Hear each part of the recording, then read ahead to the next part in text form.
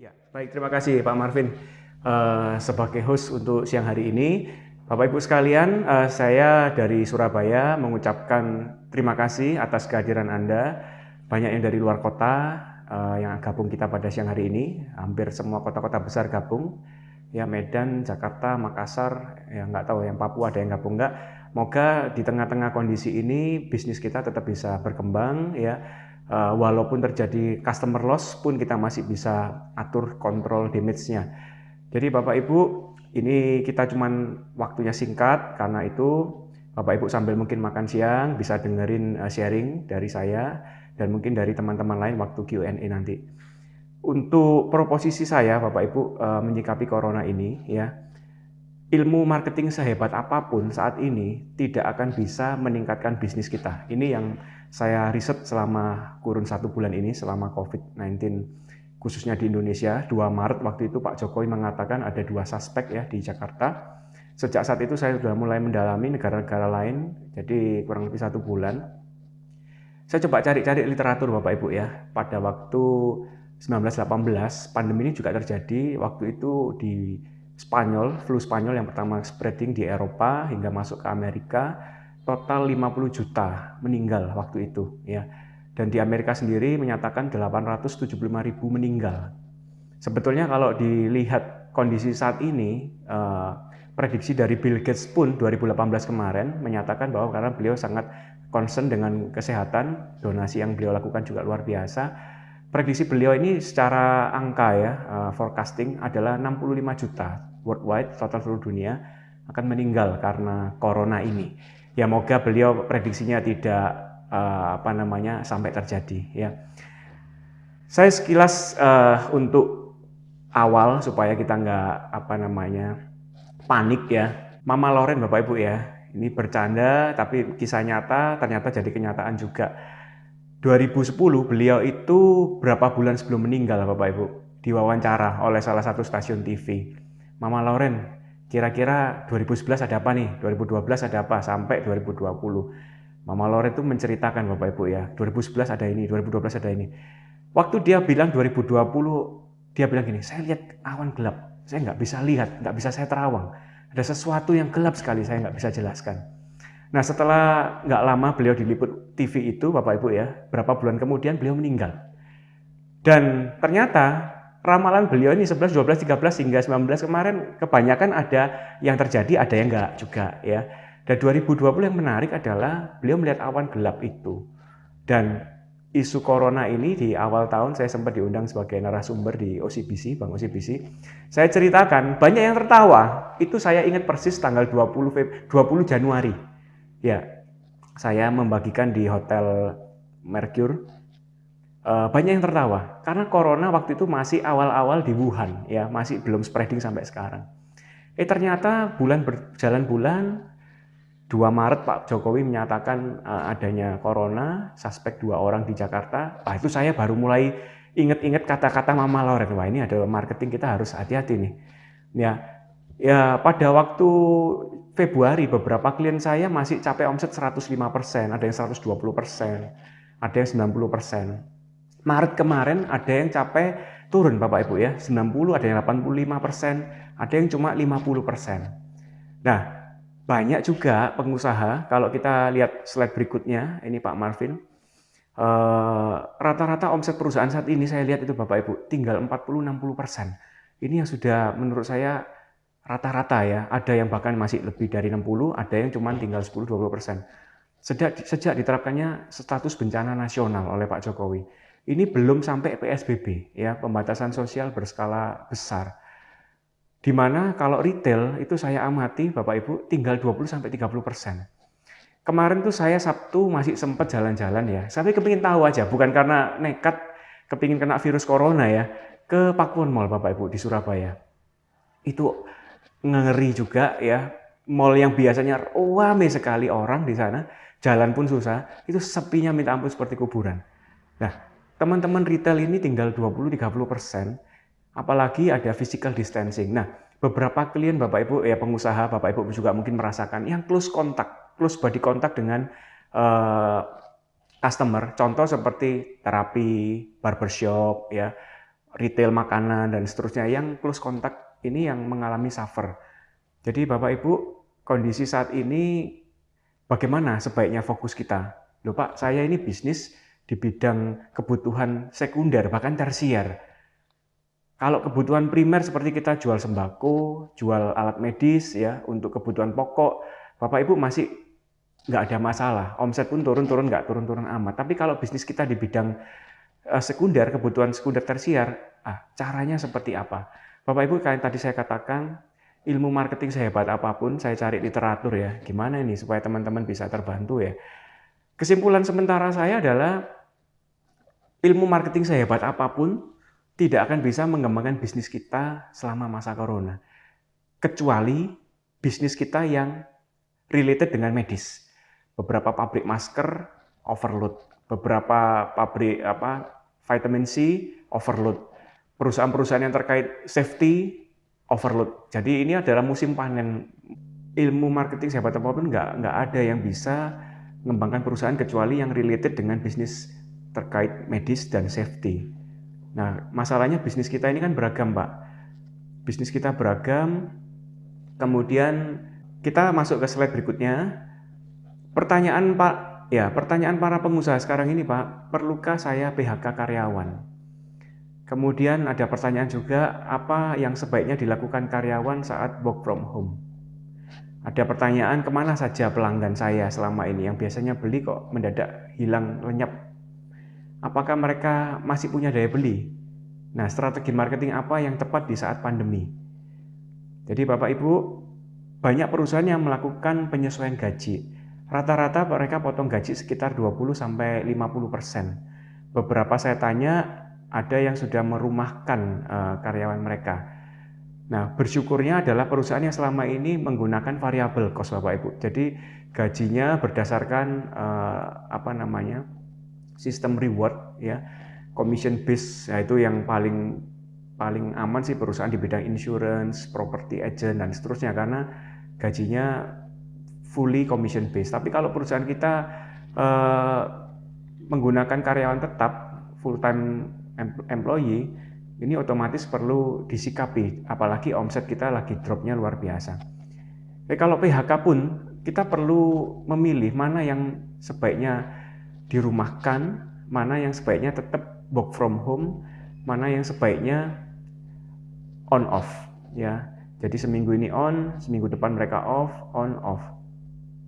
Jadi pelanggan sebetulnya Bapak Ibu masih ada. Mereka hanya saja lebih wise dalam spending money. Khususnya kebutuhan sekunder tersier yang mereka akan keluarkan hanya untuk keperluan safety. Jadi Bapak Ibu sangat suffer sekali perusahaan-perusahaan teman-teman kita semua yang memang selama ini bergerak di bidang leisure, fashion, kebutuhan yang sifatnya bukan kebutuhan konsumsi pokok. Ya, maka apa sih yang sebetulnya harus kita lakukan? Bagi teman-teman yang saat ini Anda menikmati panen, ya jangan juga sesumbar, lebih gunakan keuntungan Anda mungkin untuk membantu teman-teman medis kita. Mungkin bisa itu di saving untuk perusahaan Anda. Jadi jangan sampai equilibrium yang sedang terjadi saat ini, titik equilibrium bisnis Bapak Ibu ya, sedang terjadi 100 tahun sekali ini. Jadi mari kita sama-sama wise dalam menyikapi bisnis ini. Nah, Bapak Ibu, saya coba sekilas histori ya, karena saya berdasarkan riset. Tahun 1918 itu terjadi, kita next Pak Marvin ya, gambar yang orang cari kerja Pak Marvin. Solusinya adalah damage control, yaitu strategi marketing defensif untuk meminimalkan customer loss di saat pandemi. Tahun 1918 itu terjadi pandemi global flu Spanyol yang menyerang hampir seluruh negara seperti sekarang ini Bapak Ibu. Jadi kondisi yang sekarang ini sebetulnya pernah terjadi ya. Dan perlu kita syukuri ya kalau Tuhan izinkan kita bisa hidup di era yang mana 100 tahun sekali aja terjadinya. Jadi kita mungkin orang-orang pilihan ya yang diizinkan untuk bisa menikmati pandemi global ini. Kita syukuri aja. Total kematian di Amerika 875.000 orang Bapak Ibu, dan kalau seluruh dunia dihitung waktu itu adalah sampai 50 juta kematian Bapak Ibu. 50 juta kematian. Dan setelah itu terjadi Bapak Ibu, ada yang disebut The Great Depression. The Great Depression ini terjadi tahun 1929 hingga tahun 1939. Ya, di mana waktu itu ada yang namanya new equilibrium of economy. Ekonomi yang fokus pada efisiensi, ekonomi yang fokus pada customer mintanya semakin murah dan murah. Jadi Bapak Ibu, the end of virus corona atau virus pandemik global flu Spanyol yang lalu, sebetulnya itu di start ya, awal daripada krisis ekonomi yang sesungguhnya, yaitu The Great Depression. Nah, ini sejarah ya, sekali lagi sejarah itu bisa kita pelajari dan kita bisa belajar darinya. Ya, moga tidak terulang, itu aja Bapak Ibu ya. Siklus ini moga tidak berulang, bahwa setelah terjadi pandemi global 1918, nggak lama terjadi The Great Depression. Ekonomi seluruh dunia hancur. Nah, bagi sebagian orang Bapak Ibu, khususnya pengusaha, ini next slide Pak Marvin, bisa dilihatin gambar Mandarin kanjinya Weiji ya. Ini yang ngomong John F. Kennedy Bapak Ibu. John F. Kennedy ini tahun 1960-an, sebelum dia ditembak ya oleh teroris atau yang nggak suka kubunya, dia itu berteman dengan birokrat China, dan dia mendapat dua kata ini. Jadi yang mengumumkan dua kata ini sebenarnya mendengungkan bukan orang Cina, Bapak, bukan orang China asli, tapi John F. Kennedy. Dia mengatakan sebetulnya orang Cina itu punya wisdom, di mana kata krisis ini, Pak Riki yang jago Mandarin ya, Weiji ini singkatan dari kata Weixian itu bahaya, danger, dan Jihui atau opportunity. Dan kata krisis ini menurut saya wisdom yang paling bisa kita imani Bapak Ibu menyikapi sekarang. Kita melihatnya dua sisi mata uang, dua sisi mata koin ya. Di salah satu sisi bahaya, di sisi lain mungkin ada peluang di sana. Nah, tergantung kita menyikapi. Kalau kita lihatnya berita-berita yang negatif terus, lama-lama pikiran kita ngelihatnya ke Weixian, yang ke dangerous, yang bahaya. Tapi kalau kita melihatnya renungan-renungan, motivasi, kemudian lebih kepada lihat sejarah bahwa ternyata walau sudah suffer bisa ekonomi bangkit lagi, pengusaha yang dulu jatuh bisa bangkit lagi. Nah, ini mungkin bisa membuat otak kanan kita lebih kreatif dan kita bisa preparing untuk post COVID-19 ini. Jadi Bapak Ibu, proposisi saya adalah surviving corona, preparing post COVID ya. Kita bisa survive, tetap di kondisi sekarang, jangan sampai bangkrut. Ya mungkin turun ya, pasti turun ya, untuk customer loss pasti ada terjadi, tapi kita bisa minimalkan. Bagaimana cara meminimalkannya, ya kita perlu sharing hari ini. Dan sambil itu, karena mungkin kesibukan di kantor tidak terlalu sepadat biasanya Bapak Ibu kalau kita masih ngantor, atau kalau kita work from home, barangkali kita jam kerja kita lebih panjang gitu ya, pastinya. Nggak 8 jam kerja, pasti bisa lebih dari itu malahan. Kita malah bisa preparing apa saja yang kita bisa lakukan after corona ini. Beberapa perusahaan sudah melakukan Bapak Ibu ya, audit yang dulunya jarang audit karena saking hektiknya, perusahaannya saking banyak omsetnya, audit itu nomor kesekian, yang apalagi perusahaan-perusahaan keluarga ya yang tidak punya internal auditor, dilupakan. Ini saatnya kita mengaudit rame-rame sistem kerja, SOP kita selama ini, apa yang perlu diperbaiki. Nah, saya coba angkat sedikit cerita Bapak Ibu ya. Soichiro Honda ini mengalami zaman pandemik yang 1918, zaman Perang Dunia ke-1 ya, 1914-1918, kemudian Perang Dunia Kedua dia juga alami, 1942-1945, dan di mana dia jatuh bangun bisnisnya itu berkali-kali Bapak Ibu. Dan setelah itu dia keluar sebagai pemenang, yaitu dari bengkel pertanian, dia bikin piston mobil, pabriknya kebakaran 2 kali, kena bom juga pernah, kemudian dia punya ide terakhir bikin motor untuk diletakkan di sepeda. Akhirnya muncullah sepeda motor Honda. Nah, kalau dilihat dari kisah yang sudah pernah terjadi, banyak perusahaan yang sama dengan Honda waktu itu, bengkel pertanian ya, karena pertanian baru mulai maju-majunya tahun 1920-1930, tapi jatuh dan tidak bangkit Bapak Ibu. Ini yang menarik. Banyak perusahaan yang sejenis dengan Soichiro Honda di bidang pertanian yang mengalami hal yang sama, sama-sama hancur juga, tapi tidak punya kreativitas, demikian tidak ada kabar beritanya. Jadi Bapak Ibu, menurut saya kita saat ini diperhadapkan hal yang sama, seperti yang Soichiro Honda alami. Bisa jadi perusahaan kita sebentar lagi bertransformasi Bapak Ibu, bukan lagi bisnis makanan barangkali. Setelah corona ini kita malah sukses di bidang yang lain. Ya, atau mungkin saat ini kita di bidang industri manufaktur baja misalnya, konstruksi juga ya. Biasanya kita fokus pada pintu, ternyata dengan momen corona ini kita malah menemukan inovasi baru di bidang konstruksi tapi yang non pintu, dan kita bisa berkembang. Ya, moga ini terjadi di bisnis kita Bapak Ibu. Nah, saya nggak akan terlalu dalam ke product development ya. Kalau riset saya 1 bulan ini, simple aja Bapak Ibu yang bisa kita segera lakukan. How to minimize customer loss. Bagaimana kita meminimalkan customer loss. Dan pengetatan biaya promosi apa? Biaya marketing apa yang harus kita kurangi? Di sisi lain, biaya marketing apa yang harus kita tambahkan? Strategi penjualan kreatif apa di saat momen sekarang, dan strategi marketing di era pandemi sekarang ini. Tetap marketing cost ini harus kita keluarkan Bapak Ibu, jangan pelit-pelit ya. Karena marketing cost ini sebetulnya bisa kita alokasikan untuk sesuatu yang lebih wise. Nah, apa yang sebaiknya kita lakukan?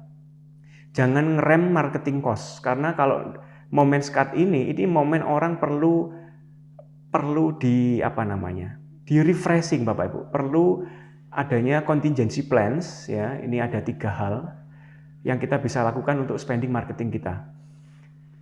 Yang pertama, kita perlu lakukan protect revenue. Revenue, kalau lihat Bapak Ibu di sana ada skalanya ya.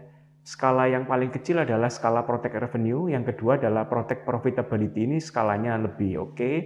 Nah, untuk protect customer relationship, ini skalanya yang paling besar. Artinya dalam artian apa sih skala? Skala ini sesuatu yang bisa kita kontrol, sesuatu yang under our control, yang bisa kita lakukan, tidak terkait sama corona sekalipun kita masih bisa lakukan. Nah, yang pertama adalah protect revenue. Protect revenue Bapak Ibu sekalian, kalau Bapak Ibu di bidang bisnis yang terkait medis, terkait kebutuhan pokok, barangkali Anda ini panen ya, nggak usah diprotek, kalau bisa revenue-nya malah bertambah-tambah. Tapi kalau saat ini di bidang yang non medis, maka adanya revenue kita turun. Nah, jaring pengaman apa yang kita bisa lakukan? Cost apa, marketing cost apa yang kita bisa lakukan untuk protect revenue? Ya. Saat ini Bapak Ibu, daya beli menurut saya memang turun.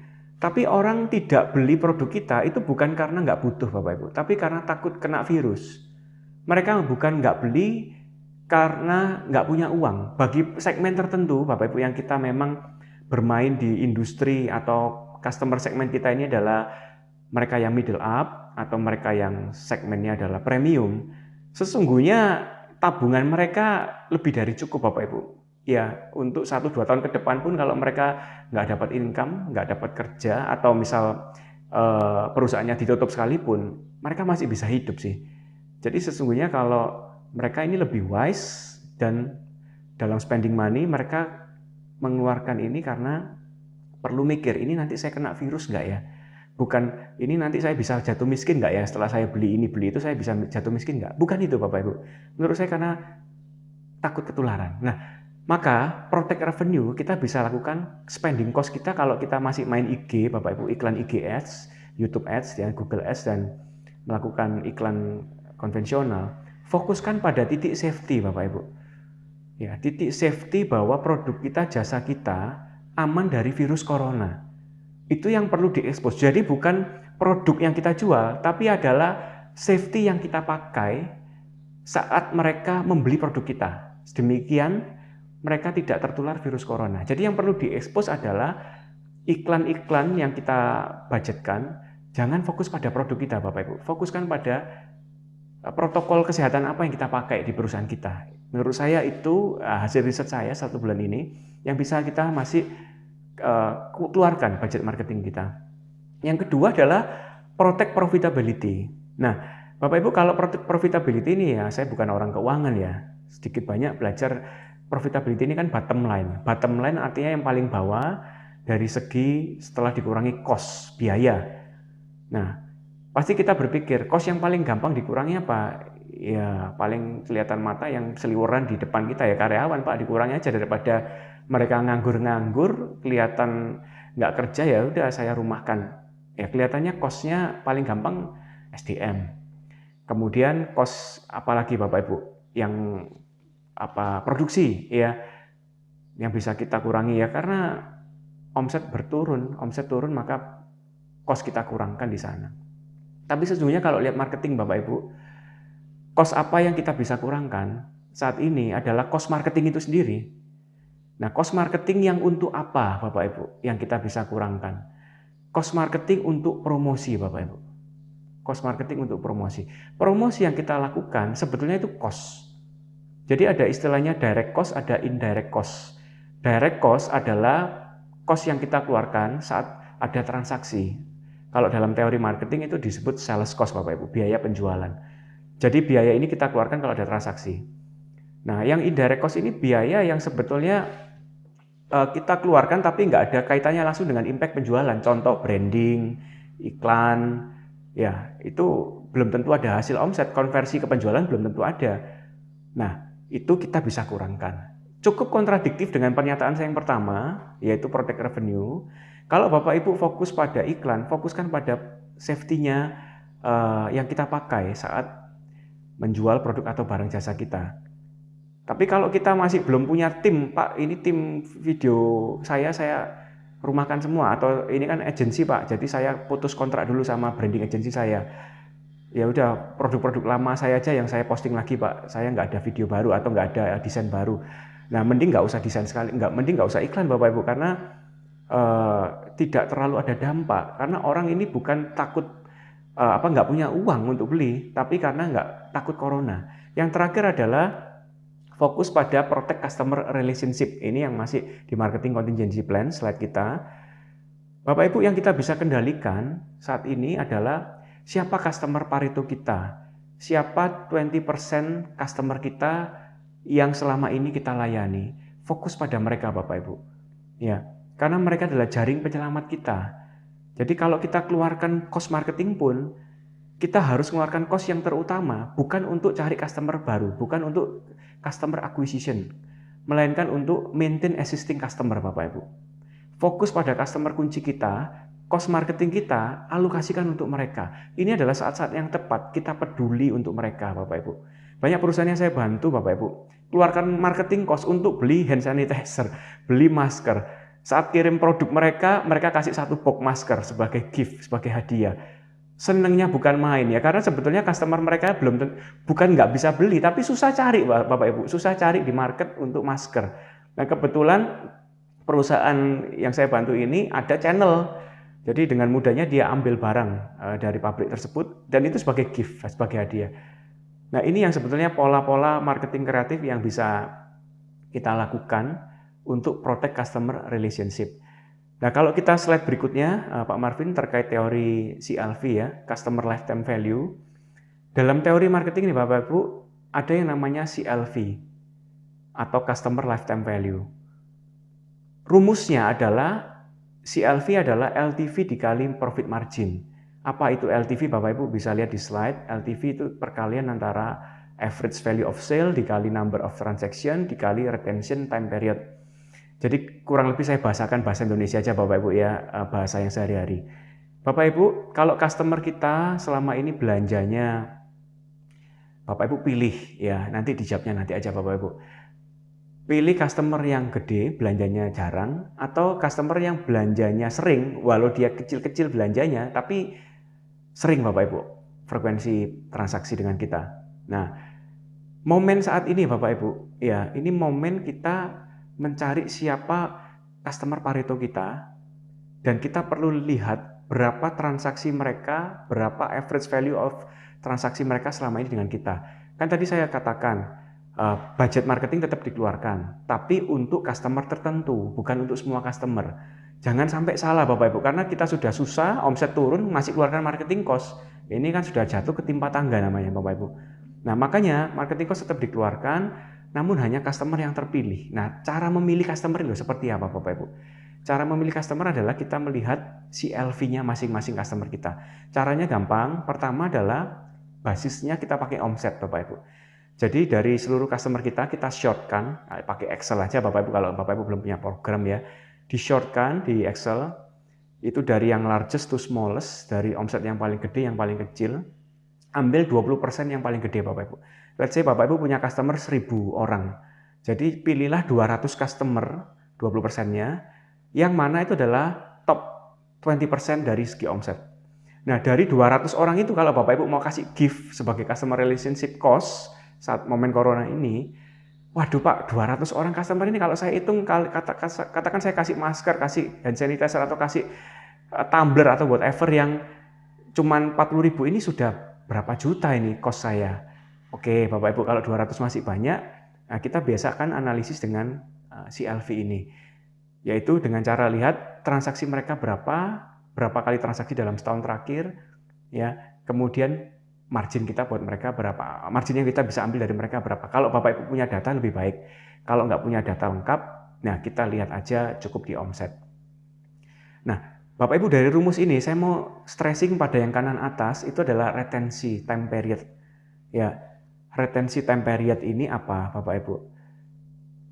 Kalau istilah retensi itu adalah customer yang saat ini masih belanja di tempat Bapak Ibu, detik corona ini, itu adalah customer yang retensinya paling kuat Bapak Ibu.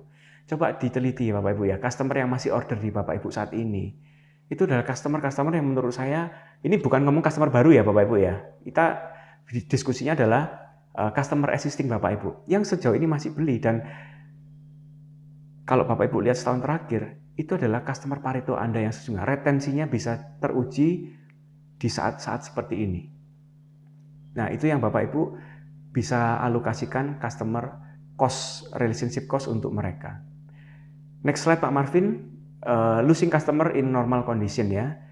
Ini ada grafik Bapak Ibu ya, grafik 68% customer hilang itu karena kualitas layanan kita jelek. Ini riset mengatakan 1% customer hilang karena memang sudah meninggal atau berpindah rumah, itu 3%. Kemudian 5% aja customer yang pindah ke kompetitor Bapak Ibu. 9% customer hilang karena kita kalah bersaing ya dari harga jual kita, dari harga pesaing kita. Kemudian 14% kita kehilangan customer karena produk kita yang jelek. 68% service kita jelek. Nah, dari hasil riset ini Bapak Ibu menyatakan, ini kalau normal condition ya Bapak Ibu, bukan corona, 68% customer hilang itu karena servisnya jelek. Maka momen saat ini itu momen yang tepat, kita itu menunjukkan siapa jati diri kita dengan cara menservis mereka lebih baik Bapak Ibu. Jadi kalau marketing contingency plan kita, yang paling bisa kontrol kita sekarang adalah relationship cost dengan existing customer. Dan ada fakta menarik tambahan dari saya, riset saya, adalah 68% customer hilang karena service. Jadi kalau kita padukan Bapak Ibu, momen corona ini, customer yang masih setia sama kita, walau kita omset tinggal 20-30%, barangkali Bapak Ibu ada yang sampai sedemikian, itulah retensi yang paling terukur, terbukti mereka masih loyal. Berikan ke mereka service yang luar biasa, cost budget marketing Anda untuk customer existing aja Bapak Ibu. Jangan mencari customer baru dulu. Jadi jangan membuat iming-iming, membuat hadiah atau promo untuk grab customer baru Bapak Ibu. Ya. Kita next slide Pak Marvin. Dalam corona situation ini more than 80% loss Bapak Ibu. Siapa yang loss duluan? Yang loss duluan itu pada waktu Maret hingga akhir Maret kemarin, pertengahan Maret Bapak Ibu ya. Rata-rata klien yang saya bantu, omset mulai sedikit turun mereka, itu adalah yang non profitable customer. Customer yang biasanya kalau ada promo aja Bapak Ibu, kalau ada diskon, nah itu baru beli. Itu yang hilang duluan Bapak Ibu. Nah 60% setelahnya profitable customer kita yang bakal hilang. Moga ini nggak terjadi di perusahaan Bapak Ibu. Dan yang terakhir yang masih survive di perusahaan kita, existing customer kita adalah 20%. Itu customer yang paling profitable. Kata profitable ini kita perlu sikapi bukan margin Bapak Ibu. Dalam teori marketing ini tidak ada istilah margin. Kalau mungkin keuangan ya lebih ke margin itu dipakai. Tapi kalau profitable dari sisi marketing adalah customer yang retensinya paling kuat. Even mereka saat ini belanjanya sedikit sama kita Bapak Ibu. Marginnya nggak terlalu bagus, tapi relationship-nya bagus. Itu adalah customer yang paling profitable. Nah, kita perlu spending money. Ya, siapakah customer yang paling retensi di perusahaan kita? Nah, lupakan SOP Bapak Ibu, lupakan sistem, lupakan standar. Kita perlu hidupkan mode survival, kita perlu hidupkan mode speed, mode palu gada buat mereka. Apa itu palu gada ya? Palu mau gua ada. Barangkali customer kita yang masih tersisa sekarang Bapak Ibu membutuhkan produk yang kita nggak punya, membutuhkan service yang kita nggak mampu. Mau nggak mau kita mode survival ini, palu gada, ayo sama-sama bertransformasi diri supaya kita tidak kehilangan the last 20% customer profitable kita Bapak Ibu. Jadi kalau mereka ngomong apa kita perlu dengar. Jadi ayo jangan mencari customer baru supaya produk kita laku. Enggak tepat Bapak Ibu. Kalau momen survival ini kita butuh speed. Saya membuat proposisi ini nggak ngawur Bapak Ibu ya, berdasarkan literatur, berdasarkan studi yang saya lakukan, WFH yang selama ini saya lakukan, belajar hal.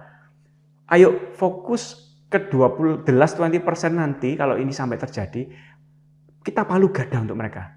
Kita bertransformasi sakit di kita untuk nggak kehilangan 20% our profitable customer yang sisa ini. Jadi pola pikirnya adalah don't sell product to new customer, tapi make new product for existing customer Bapak Ibu. Ya, itu kurang lebih proposisi saya untuk how to minimize customer loss. Ya, Bapak Ibu, Pak Marvin bisa slide the zero sum game theory. Bapak Ibu, ini menarik ya. Zero sum game theory ini profesor di Harvard yang menciptakan dan saya sering pakai untuk materi ke klien maupun untuk seminar.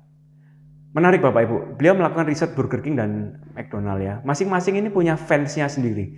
Burger King punya fans, McDonald punya fans.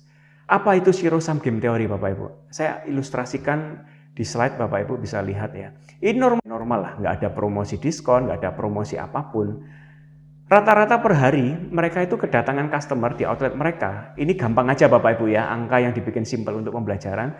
Mereka laku burger itu 100 piece. Di Burger King dapat 100 piece, di McDonald laku 100 piece.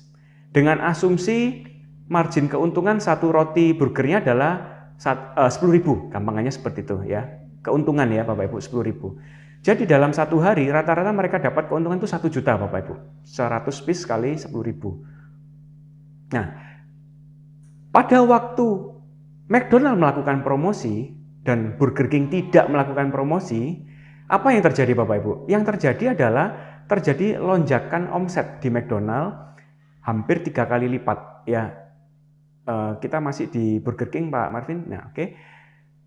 Omsetnya bisa mencapai 3 kali lipat, yaitu 300 piece. Sedangkan yang beli burger di BK Burger King tinggal 50. Tinggal separuhnya. Dan sebaliknya Bapak Ibu ya, pada waktu Burger King melakukan promosi terjadi lonjakan omset, sedangkan McDonald terjadi penurunan omset burgernya. Yang menarik di sini, pada waktu mereka melakukan promosi bersama-sama serentak, yang terjadi adalah mereka ada yang namanya peningkatan transaksi Bapak Ibu. Jumlah burgernya lakunya lebih banyak dari biasanya. Tapi secara margin keuntungan, kita ilustrasikan gampang aja, katakan tadi 10.000 keuntungannya satu roti, sekarang 5.000 rupiah Bapak Ibu satu roti. Dari 100 piece kali 10.000 itu 1 juta, mereka naik Bapak Ibu menjadi 150 piece. Namun keuntungan satu roti tinggal 5.000. Jadi kalau dikalikan 150 piece dikali 5.000, cuma 750.000 Bapak Ibu. Seolah-olah kelihatannya tambah rame, omset tambah banyak, customer tambah rame, tapi secara keuntungan malah turun. Nah, ini yang disebut zero sum game theory. Maknanya apa? Pesan moralnya Bapak Ibu, kalau pesaing kita lagi promo, jangan ikut-ikutan promo, karena akan terjadi zero sum game theory. Seolah-olah kita tambah rame, tapi margin tambah turun. Nah, makanya Bapak Ibu lihat di TV ya, kalau Lazada lagi iklan, Shopee diem. Kalau Shopee lagi iklan, Blibli diem. Kalau loket.com lagi iklan, tiket.com lagi iklan, ya, yang namanya Traveloka diem. Bapak Ibu lihat, ya, di pesawat, badan pesawat, di kabin, dan YouTube dan semua. Kalau mereka lagi iklan salah satu brand, yang lain diem Bapak Ibu. Karena mereka tahu teori ini, zero sum game teori. Jadi kalau Bapak Ibu lihat, saat ini banyak pesaing Bapak Ibu melakukan promo geber-geberan habis ya, menyikapi corona. Saran saya jangan ikut-ikutan Bapak Ibu, karena akan Bapak Ibu tambah bonyok. Ya, cost-nya tambah nggak karuan, malah profitnya nggak karuan. Nah, kembali ke proposisi saya awal tadi, siapa existing customer kita yang fokuskan Bapak Ibu. Jadi bukan promo untuk cari database baru atau customer baru, tapi untuk maintain existing customer. Pak Marvin, next slide. Ini slide terakhir Bapak Ibu sebelum kita Q&A. Yaitu kita menggunakan defensive domains Bapak Ibu. Bukan offensive. Marketing ada dua, offensive marketing, ada defensive marketing Bapak Ibu.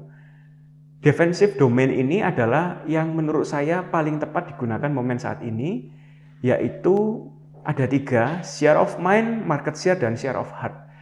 Market share ini kita tahu Bapak Ibu ya, berapa pangsa pasar kita dibanding pesaing.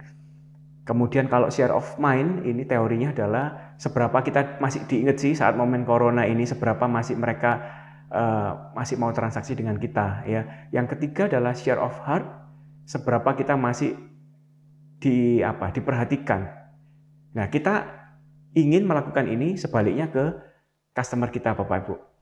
Kalau meningkatkan omset barangkali susah ya saat ini.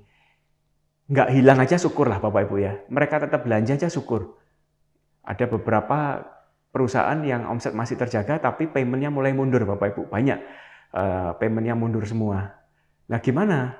Apakah kita tolak atau kita masih maintain? Nah kita sendiri butuh cash flow Pak.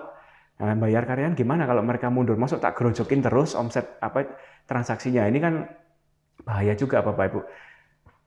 Untuk itu Bapak Ibu kita tiba di slide yang terakhir, yaitu bagaimana mengkonkretkan 3 hal defensive domain tadi Bapak Ibu.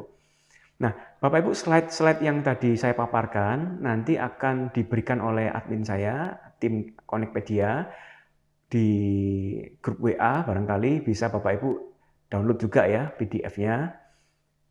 Jadi kalau kesulitan melihat tulisan yang begitu kecil, nanti bisa diterima slide-nya.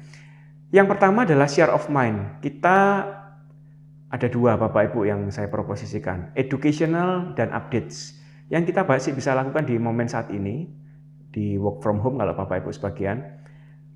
Ayo waktunya kita me-educate mereka terkait relevant product information, kaitkan dengan corona Bapak Ibu. Kaitkan dengan virus corona. Contoh nih, Bapak Ibu kalau lihat Nippon Spotless ya, masuk di TV komersial, dia bisa mampu mengeduket customernya dengan produk yang dia punya dengan momen corona Bapak Ibu. Coba Bapak Ibu kalau nanti ada waktu searching di YouTube ya, Nippon Paint Spotless. Dia diilustrasikan bahwa tembok itu ternyata bisa ada muncul wajahnya Bapak Ibu. Tembok itu bisa berbicara lah. Dan tembok itu bersin Bapak Ibu. Ya. Tembok itu bisa berbicara, tembok itu bersin. Kemudian bahwa tembok itu ternyata ada pori-porinya. Di zoom seperti itu ya, ada pori-porinya. Dengan Nippon Spotless, pori-pori akan tertutup dan anak Anda akan terbebas dari virus yang melekat di tembok. Wah, luar biasa ini. Dia meneduket pentingnya Spotless, namun kaitkan dengan virus corona.